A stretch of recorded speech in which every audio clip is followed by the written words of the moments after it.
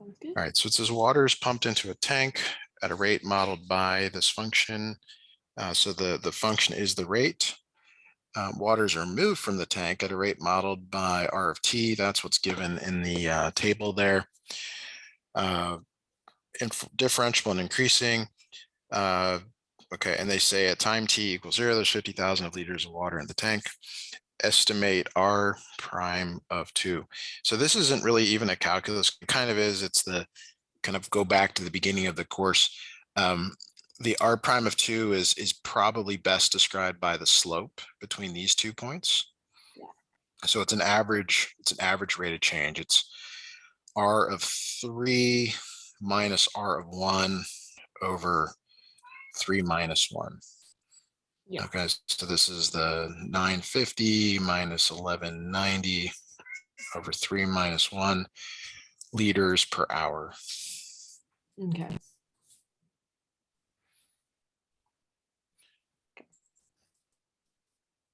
And I don't even know if you have to calculate it, but that's what it is. It does say to indicate units of measure.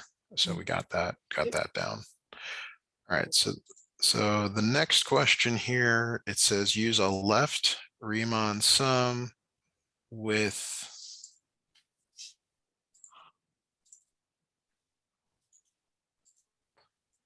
four subintervals indicated by the table.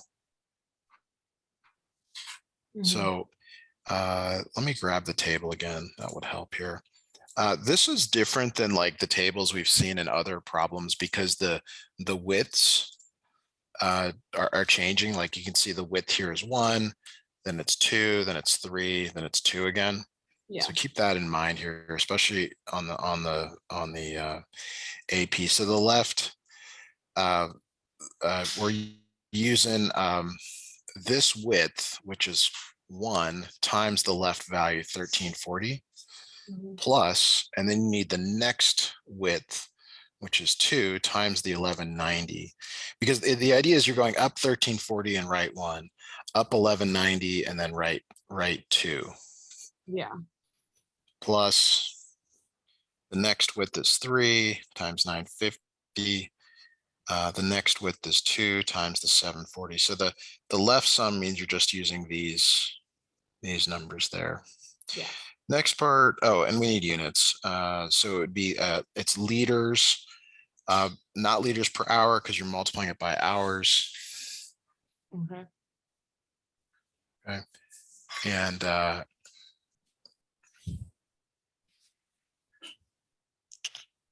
right, so then is it an overestimate or an underestimate?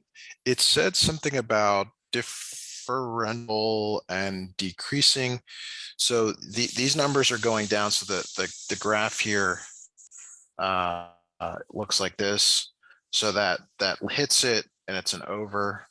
Looks like it's an over each time. Yeah. So I would go with overestimate. Okay.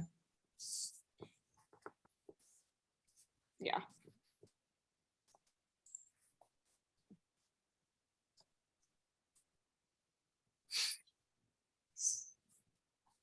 Okay, part C. It says use your estimate from part B to find the total amount of water in the tank at the end of 8 hours. Now this is where there's kind of some deception. It starts with 50,000, but there's water that's being pumped into the tank.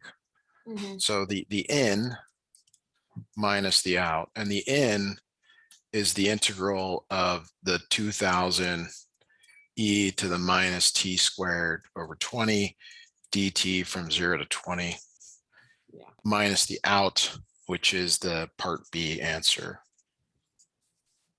Okay.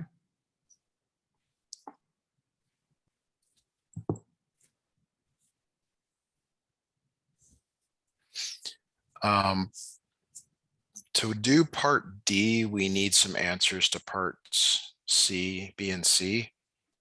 Okay. We really need to know how much went in and went out. So to be able to answer that, I guess. the reason is, let me snip it in here. The reason is, like, let's just say, is there a time t which the rate which the water pumped in is the same as the water's removed from the tank? It's like if it goes up, like we don't see, that's the thing, we don't know, you know, you start at 50,000, we don't know whether it goes up and then comes down, or goes down and maybe comes up, or we don't know any of this. But it could maybe depend on the final amount. Like if there's less water in the tank than 50,000, Yeah. that means that the in was greater than the out. But if it was the other way around, then the in was less than the out. But at specific points, you would almost need to calculate the, well, yeah, I'm not, so the 2000 e to the minus t squared over 20 is also a decreasing function. So I guess you're trying to see, like, does it ever equal you probably want to check it at each of these t values. Okay. Minor thing, like there's even, it wouldn't even be worth like doing that part in the AP. If you were running short on time, you should just move on. Yeah, exactly. Okay. So I mean, that's probably how this is going to go. I mean, I don't think there's a lot of emphasis on calculation, so I'm not even going to grab a calculator unless we really need it. But we could look at some problems here and keep going through it. So it says for t greater than 0, it gives you the velocity. That's great. At time 4, its position is 2. Okay, interesting. Now, time t equals 4, is the particle speeding up or slowing down? So we actually need 2 pieces of information for that. We need v of 2. I'm sorry, v of 4. Mhm. Okay. 1 plus 2 sine whatever, 4 squared over 2. We need that number. We also need v prime of t. V prime of t is 2 cosine t squared over 2. You got to take the derivative of the inside function, which is 2t over 2, so just t. And so we need v prime of 4, 2 cosine 4 squared over 2 times 4. Okay. Mhm. Now, speeding up. If it's speeding up, v of 4 and v prime of 4 are the same sign, either both positive or both negative. Okay. Slowing down, v of 4 and v prime of 4 are opposite in sign. So one positive and one negative.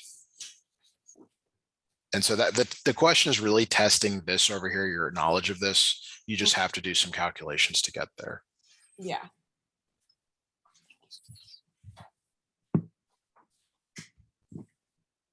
Okay. B, it says for all times t in the interval 0 to 3, determine when the particle is changing direction. Let me snip that in. So what changing directions means that the velocity changes from positive to negative. So you're literally setting this function for 2 equal to 0 first to find critical points. You don't have to take a derivative because you already have the derivative. So sine of t squared over 2 equals minus 1/2. From 0 to 3, they're basically kind of saying from 0 to pi. Yeah, 3.14 is kind of pi. So on your unit circle, is the sign ever negative 1/2? The answer is no. Sign is positive in both the first and the second quadrant. So that some variation on that would be to justify your answer there. Yeah.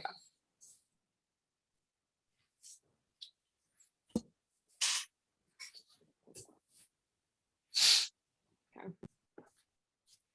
All right, so part C, it says find the position of the particle at time t equals 3.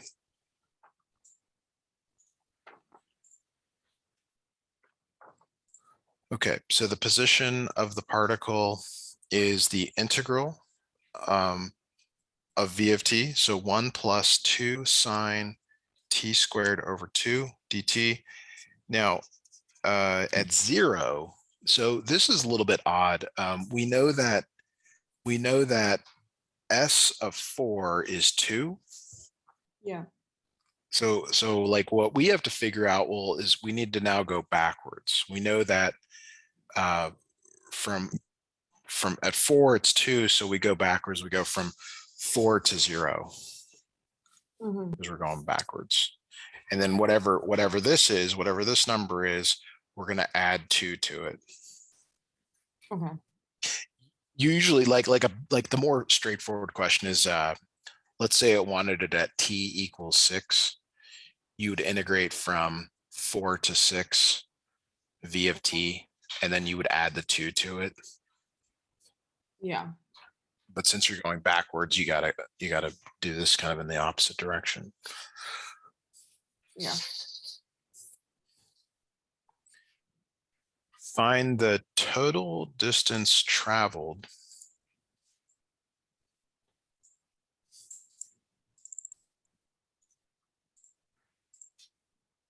find the total distance the particle travels from 0 to 3.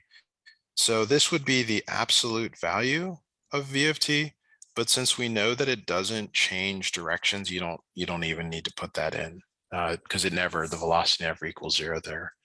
Yeah.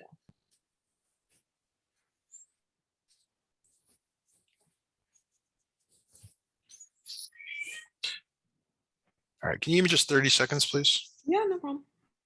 Ella, are you Yeah. okay? Yeah, of course.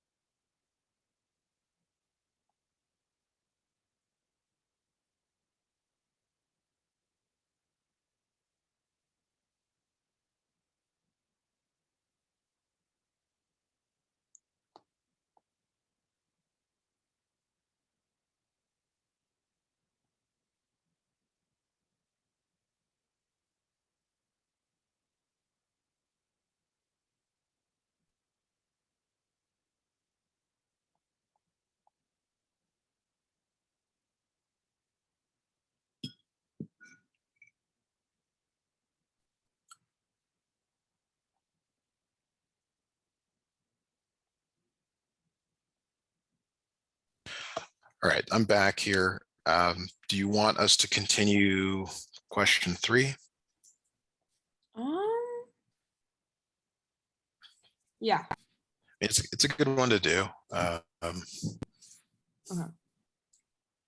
Oh, this one is no calculator. Also, the other two were, and that's why they give you functions that are not really possible to do by hand. Yeah, exactly. All right, so it says here's the piecewise function, and you saw problems like this in your book. They said g of x is the integral from 2 to x. So like this is your, I don't know, your home, if you will. Mhm. And this is the rate of change function. This is the derivative. I don't know why they do this. I mean, they could just call it f prime or y prime, but that's what they do. Mhm. So the rules are slightly different for derivatives. Like when it's above the x-axis, that means the function is increasing. Okay, so in this, from 4 to 6, the function is increasing. From 6 to 10, it's decreasing. From 10 to 12, it's decreasing. Yeah. So if we were to make a derivative sign chart, starting in all the places that the derivative is 0, starting at 2, Mhm. okay, it's increasing, decreasing, and decreasing. So Yeah. what's going on at x equals 10? Well, it's minus to minus. Minus to minus is nothing. Yeah. Same with plus to plus. Mhm.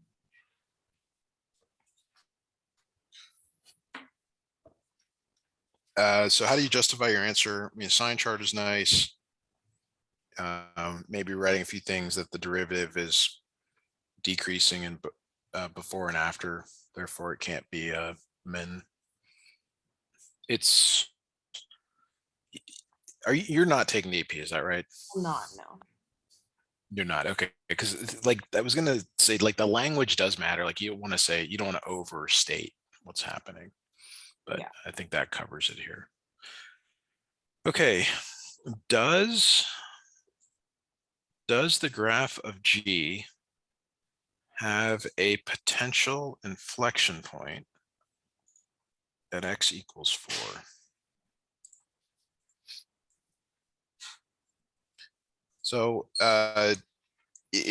when you look at the graph at 4, the derivative does not, well, I don't want to answer this.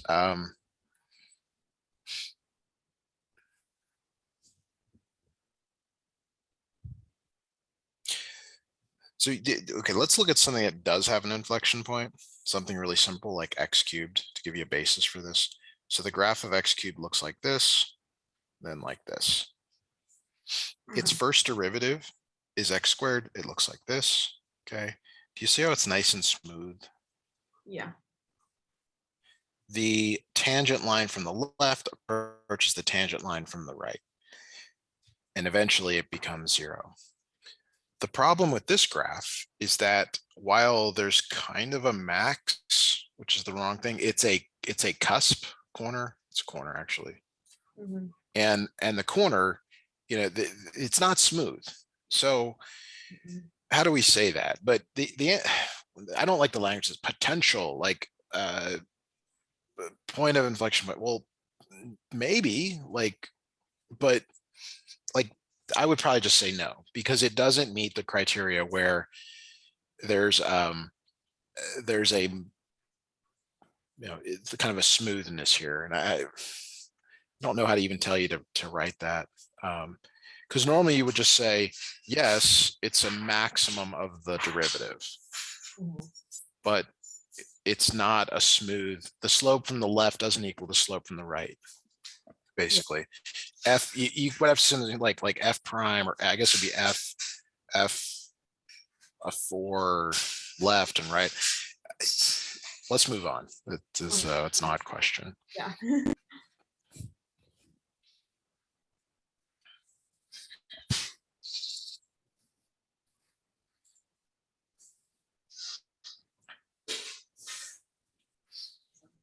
Okay, so I'm going to grab the graph again. Um, we need it for this problem. Find the absolute min value and absolute value, max value of G on the interval -4 to 12. What we do not get here is we don't get kind of that starting point here. Mhm. Absolute min. Does it not give you a? Okay. Well, I guess we can find the areas of each of these. So we need all the areas here. Okay, so this one over here on the left is let's see, base times height 4. So this is -4. This is 8, 8, -8, -4. But the thing about G is that G starts at 2. So we kind of have to look at everything from there. So whatever G is, G of 2 is, and we don't know this value, let's just call it 0 for the moment. We would like be adding and subtracting it. So you move to the next point, like G of 6, Mhm. that's 8 because it's plus that. G of 10 is 8 minus 8, which is 0. G of 12 is 8 minus 8 minus 4, which is -4. Mhm. Now, when we go the other direction, that's where it gets a little bit odd. G of -2, when you're going backwards, areas above are negative instead of positive. So -8. G of -4 is, now this becomes positive, so it's -8 Mhm. minus a -4, so it becomes -4. So when I look at this, this is the max because it's the biggest, and this is the min. And the reason I chose these points 2, 6, 10, 12, -2, -4, it's because it's where it hits 0, because it's the derivative. Yeah.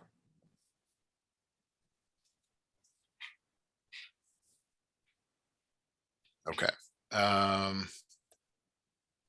We kind of answered the next part, Already. which is find all intervals where the function is less than 0. So D says g of x less than or equal to 0. So it's for sure from 10, starting at 10, 12. So for sure we can say 10 less than or equal to x less than or equal to 12. We can also go the other direction from -4 to 2 for the same reasoning, because you're just looking at whether they're below 0. And that's why it's nice to do it this way, to get the kind of get a table. Yeah.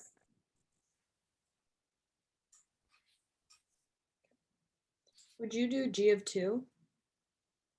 Or so interestingly, if we go back and look at it, G of 2, and this is what I keep looking for, it's from 2 to 2 f of t, because the upper and lower bounds are the same, it is 0.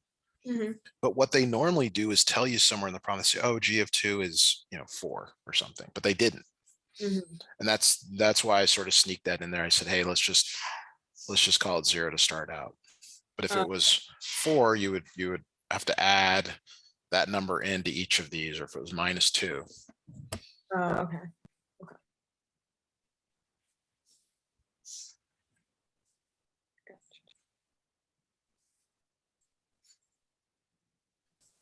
All right, question 4.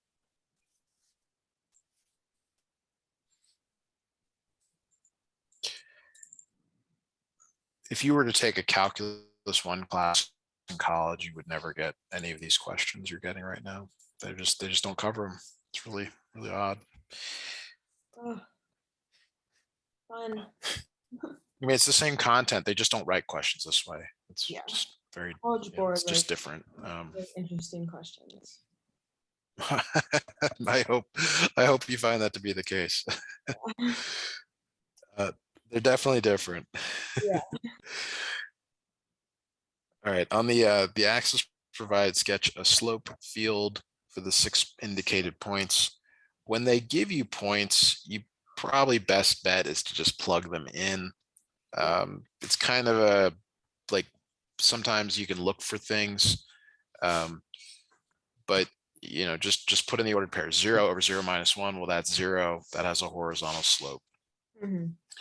At 1, 0, I'm sorry, 0, 1. Wow, that's bad. You get -1 as your slope. And then at 0, 2, you get 4. Is that right? No, -4. Like that. To make sure it's steeper than the other, if it's the case. Yeah. All right, and then over here at like 2, 0, y is 0, so the whole thing is 0. 2, 1, you get 1 on the bottom, 1 up top, so it goes up. And then 2, 2, just a little steeper. Yep. Okay. Okay. Let's see what is going on. The next one.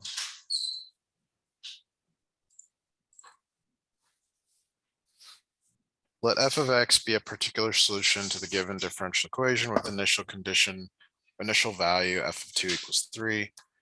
So this is a point on the curve.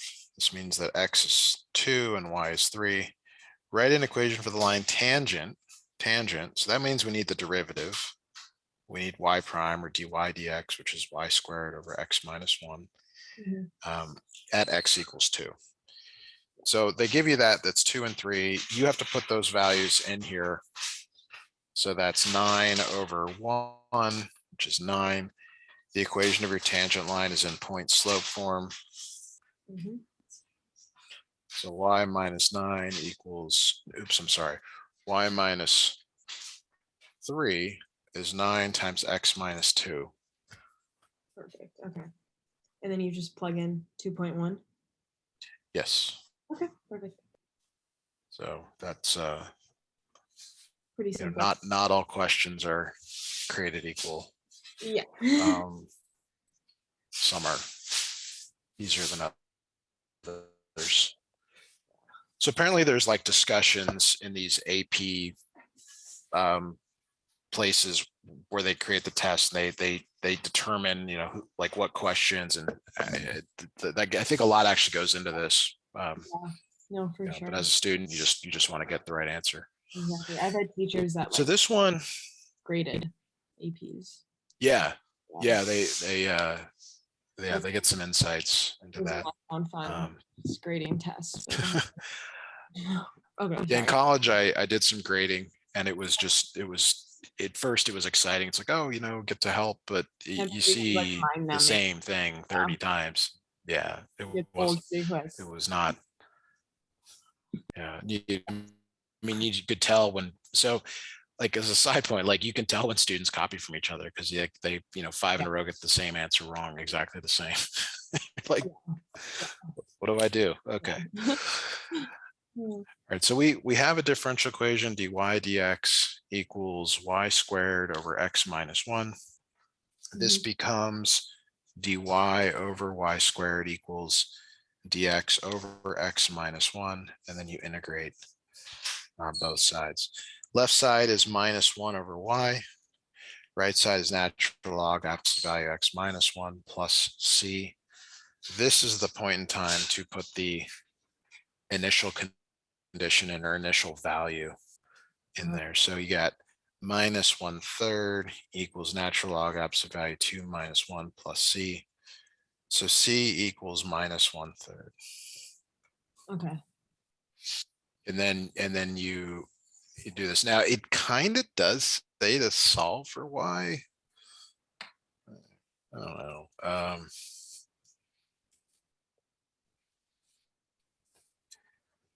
It's not really ideal. So I would clear the fractions first. Minus 3 over y equals 3 natural log absolute value x minus 1 minus 1. The reason is because you're gonna swap positions with y in this. So your y is going to equal minus 3 over 3 natural log absolute value x minus 1 minus 1. Is that, I mean, does that mean anything? Not really. It's just, that's what it is.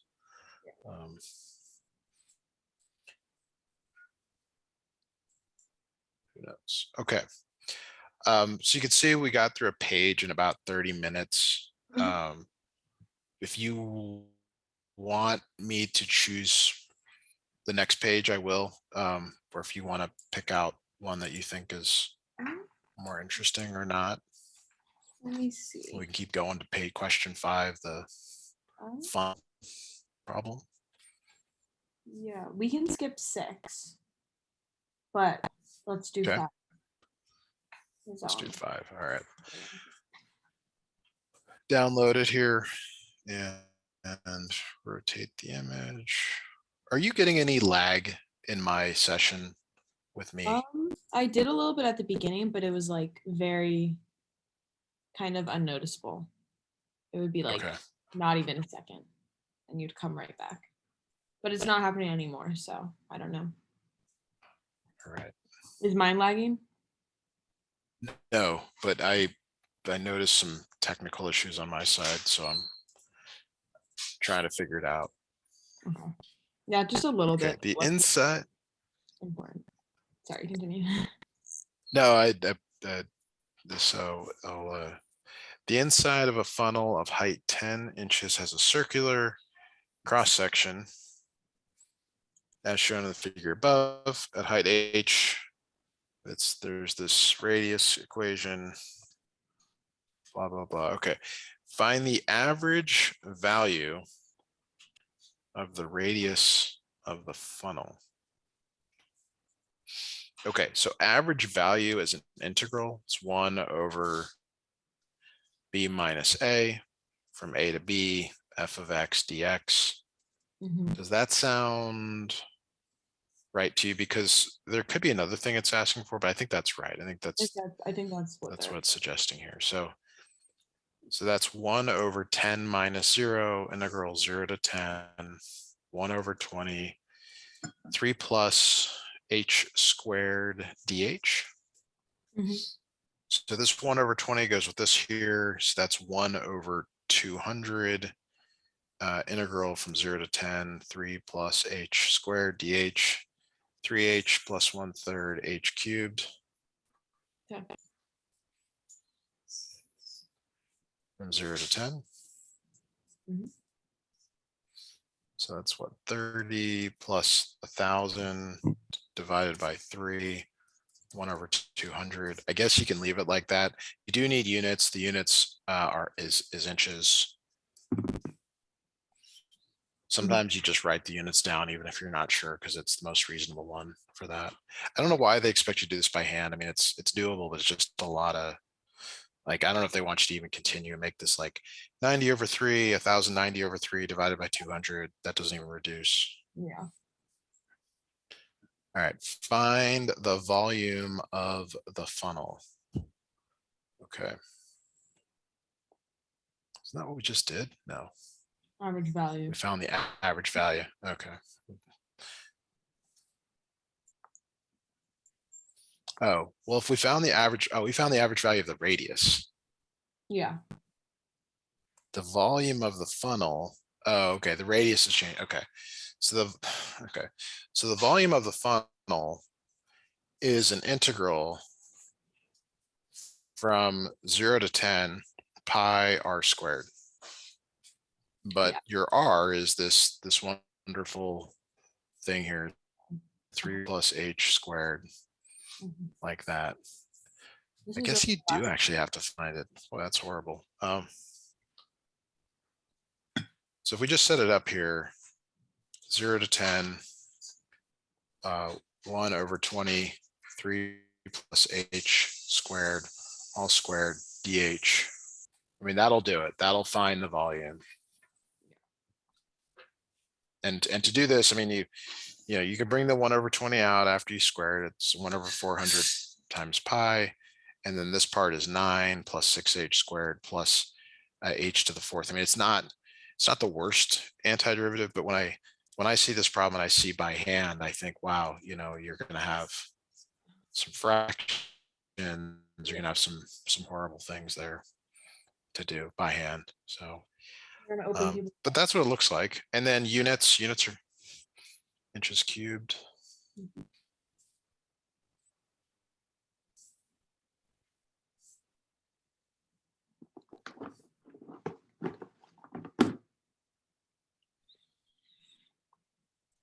All right, so I'm looking at part C. I think one of the hardest things about the AP and this style of question is that it moves back and forth between integrals and derivatives. And it does it right here again, because it wants the rate of change of the height with respect to time. Yeah. Okay. And the only function equation we have is this r equals 1 over 20, 3 plus h squared. Okay, so if we just take a derivative of this, dr dt equals 1 over 20. And then, I'm sorry, we probably should actually expand this. This is 3 over 20 plus 1 over 20 h squared. This becomes 2h dh dt. And that's what they're asking for here. They're asking for this right here. And they tell you the radius, they tell you r prime right here. R prime or dr dt is minus 1/5. They tell you that h is 3. So you can do a little bit of manipulation. R prime equals h over 10. H prime, that's what we're trying to solve for. So h prime equals 10 r prime over h. 10 times minus 1/5 over 3. So that's minus 2/3 units. It's inches per second. It's inches because that's what it is. It also tells you in the problem, it tells you inches per second for the radius. It's going to be the same for the height. Yeah. Gotcha.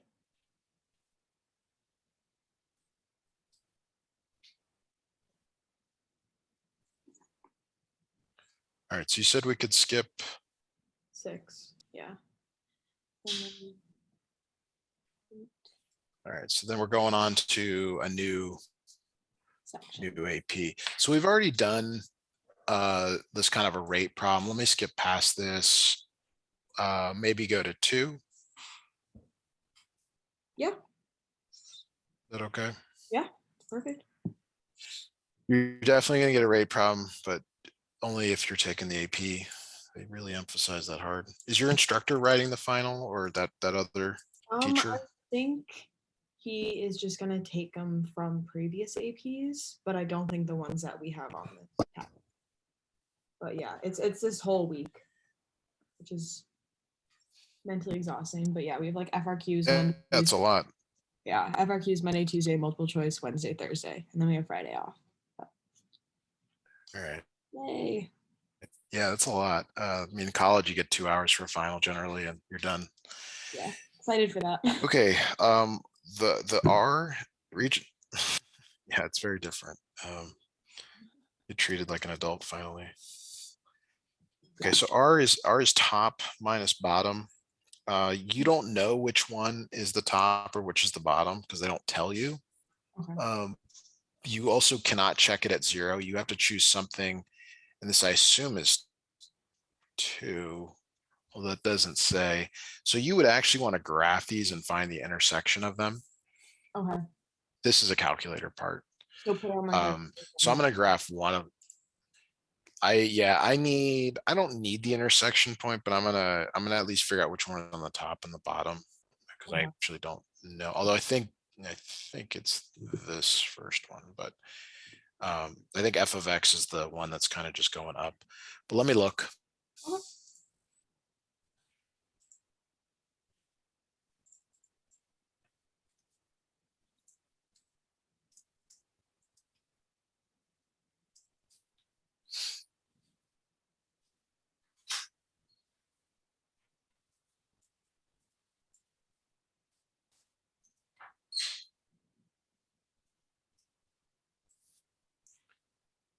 And let's see here.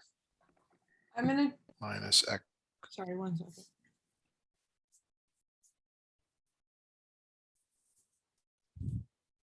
Sorry.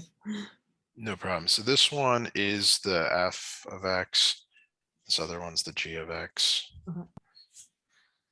Okay, so R, because you got to do this right. Even if you're just writing it, you got to get the top and the bottom right. So from R, and we'll call this intersection, I don't know, we'll just call it it's not 2, I'll just call it 2.1. I don't know what it is, but we'll just say it's 2.1. So R is the integral from 0 to 2.1. Your top, and see, you could even maybe just short this by saying, well, it's g of x minus f of x dx, because they're right there. Like, you don't need to rewrite them. Plus the integral from 2.1 to 4, and then the flip, f of x minus g of x dx. Now you could maybe combine these by using absolute value and just writing one integral, but that is not like kosher. Instructors don't like that, but it is correct. They just don't feel like you're showing your work when you do that. Yeah. Okay, so the next thing here is it says region S only is the base of a solid whose cross sections perpendicular to the x-axis are squares.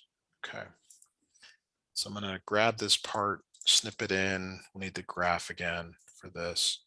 So let me grab the graph.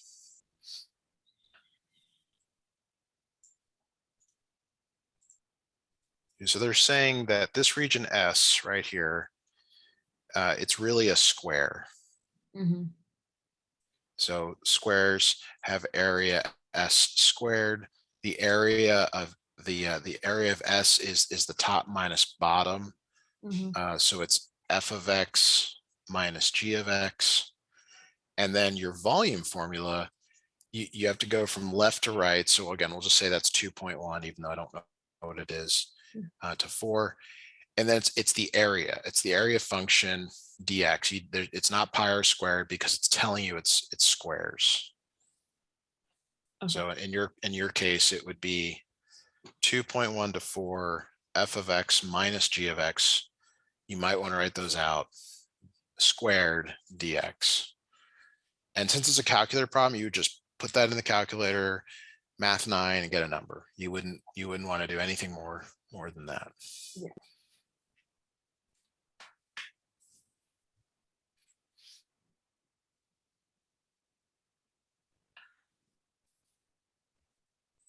Part C. So same region again.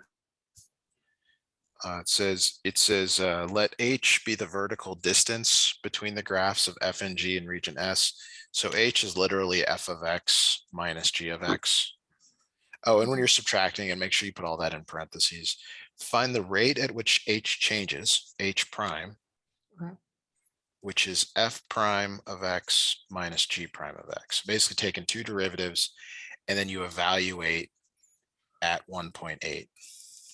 Okay. So you could use n deriv in that case. Yeah.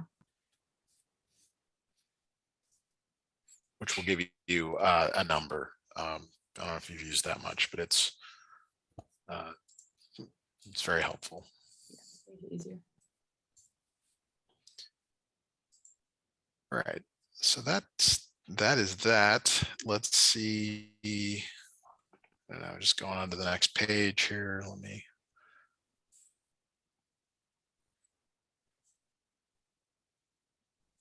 We already did one like 4, so we don't have to do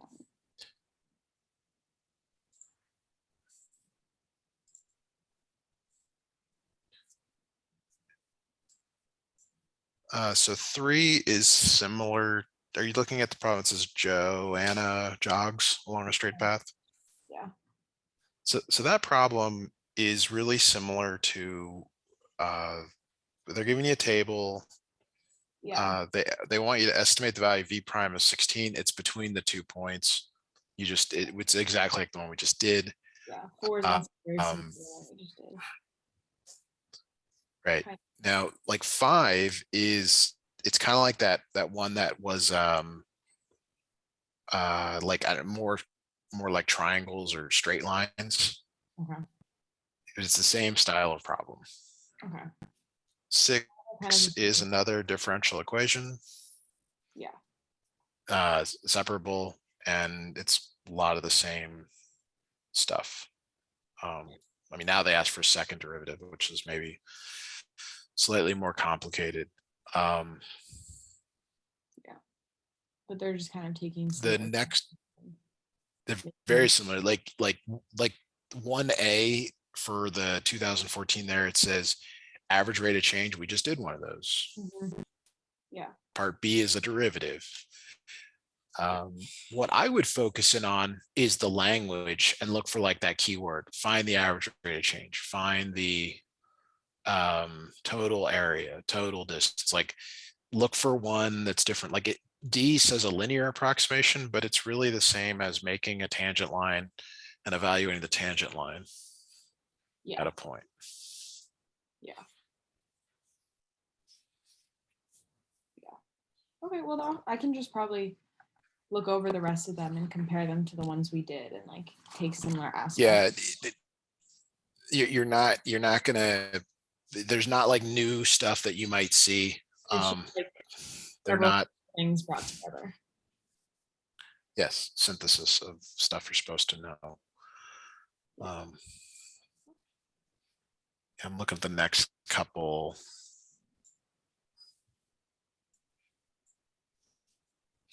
I mean, if you had unlimited time, you could literally do enough of these that you would never see something new on the AP if you were taking it, because they would just small change to something you already know about. Yeah. Okay. Well, All right, well, that probably does it for tonight. Thanks for scheduling. Let me know if I can help again, and I'll send you the notes here shortly. thank you so much. Have a good night. You're welcome. Bye now.